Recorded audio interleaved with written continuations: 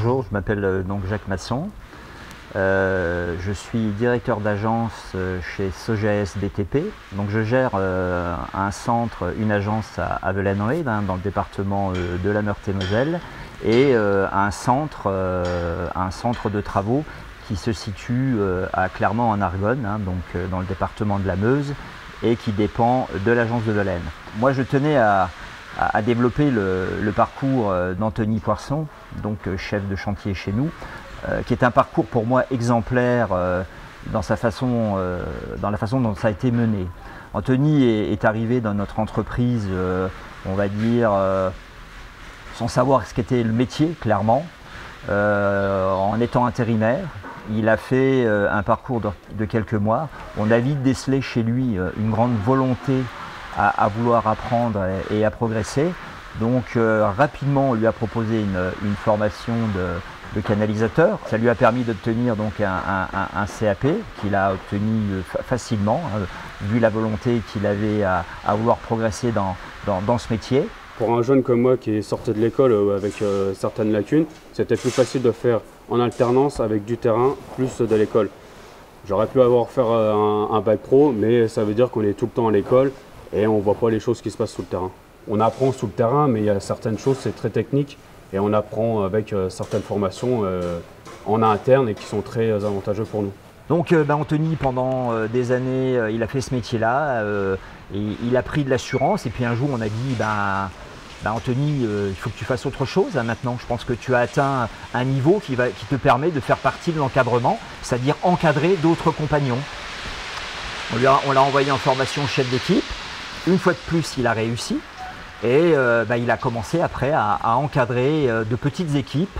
Et de fil en aiguille, il a commencé à faire de plus gros chantiers. Pour cette évolution, en fait, je voulais être autonome complet, gérer des équipes, gérer mes chantiers moi-même, tout ce qui est fournisseur, riverain, le contact aussi, qui est très avantageux. Et après, on revient toujours au même. Si on veut une évolution et qu'on veut gagner un peu plus dans sa vie, faut avoir une motivation et puis aller de l'avant, quoi. Pendant 5 ans, on m'a fourni le matériel et l'équipe qu'il fallait, sans rien demander. Je leur ai montré un peu ce que j'avais, entre guillemets, dans le ventre, que j'avais les épaules assez solides pour pouvoir diriger une équipe. Et à ce moment-là, une fois que j'avais fait mes preuves, on m'a proposé de faire la formation chef d'équipe. On l'a envoyé pendant 12 semaines en formation, donc une formation lourde, une formation technique, mais de culture générale aussi, un peu de mathématiques, de français, de rédaction, savoir faire un rapport, et évidemment les nouvelles technologies, parce que ça, il ne faut pas les oublier. On est dans une autre ère, on est dans l'ère technologique, nous aussi dans le BTP. C'est-à-dire que maintenant, nous avons de multiples applications pour pouvoir faire du reporting de chantier. Les rapports de chantier, en fait, qui conditionnent l'ensemble de l'exploitation d'un chantier, sont faits maintenant de façon informatique. C'est-à-dire que le chef de chantier, il rentre dans un ordinateur des moyens, des matériels, des dépenses, pour que ses supérieurs puissent collecter ces informations et faire, on va dire, le bilan financier de l'opération. Donc vous voyez à quel niveau on met les gens de chantier quand même. C'est un maillon essentiel dans la production, clairement. Le rôle de chef de chantier, c'est déjà organiser ses tâches à la journée ou voire à la semaine, faire un planning, voir sur la longueur du chantier, prendre connaissance du chantier, lecture de plan, lecture de réseau de concessionnaires. Après, donner entre guillemets des ordres, on appelle ça un briefing de poste à chaque compagnon. Ça dépend aussi du nombre de personnes qu'on a sur le chantier, ça peut varier. En tant que chef de chantier, je peux aller de 2 gars jusqu'à 10 gars sur un chantier. J'ai un gros suivi aussi avec mes fournisseurs, avec les riverains, les clients, assez de contact. Très proche aussi de mon conducteur de travaux pour pouvoir planifier la fin du chantier, le début de chantier et savoir le matériel, les matériaux et puis le nombre de gars qu'il me faut sur un chantier type. Moi je garde aussi le contact assez rationnel avec les riverains et puis les commerçants. On essaie de les rassurer sur la durée des travaux, ce qu'on fait, pour combien de temps. Comme ça au moins ça crée des liens et au moins on est sûr d'avoir un résultat positif, que ce soit sur le chantier résultat et avec les riverains. on ne peut pas tout avoir dans ce métier-là, on doit le construire. C'est-à-dire qu'à un moment, je faisais le pendant à notre métier qui est un métier de la construction. Une maison, ça se monte sur des fondations, de bonnes fondations. Et une fois que les fondations sont faites, on peut construire l'édifice. Et si vous construisez un édifice sans fondation, il s'écroule. Et bien une carrière, c'est la même chose chez nous. Je veux dire, à un moment, si vous ne passez pas par toutes les étapes, et bien à un moment, il peut se passer dans votre carrière un échec. Alors que quand on construit, comme notre groupe le fait pas à pas, eh ben vous avez beaucoup plus de chances de réussir. Et Anthony est le reflet. Et Anthony n'est qu'un exemple. Hein. Nous en avons de multiples des exemples comme ça, de jeunes et de moins jeunes qui ont démarré et qui font partie maintenant de l'encadrement. Bah oui, il y a beaucoup de responsabilités hein, parce qu'on a quand même un résultat de chantier et on a aussi un résultat, on va dire, pas un résultat, mais on a des vies humaines qui sont là. Donc il faut faire très attention à ça. Donc j'ai responsabilité aussi sur leur sécurité. Chacun peut gérer ce stress-là. Pour moi, c'est pas un stress. On va dire plutôt c'est un objectif parce qu'on nous donne tant de temps pour faire un chantier. Et pour moi, il faut le réussir. Et ce stress-là, il faut savoir se le gérer soi-même. Donc moi, je dis pas que c'est un stress, c'est plutôt, on va dire, un challenge.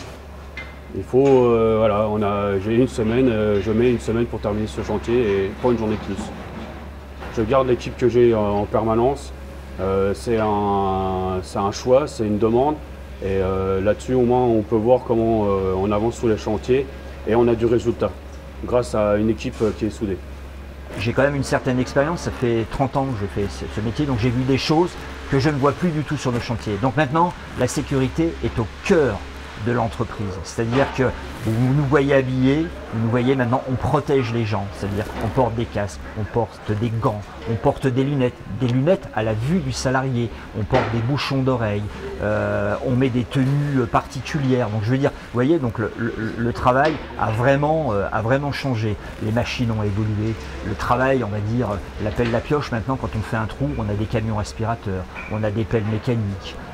Donc je veux dire, la pénibilité qui existait dans ces métiers-là, alors on a tout fait pour l'atténuer.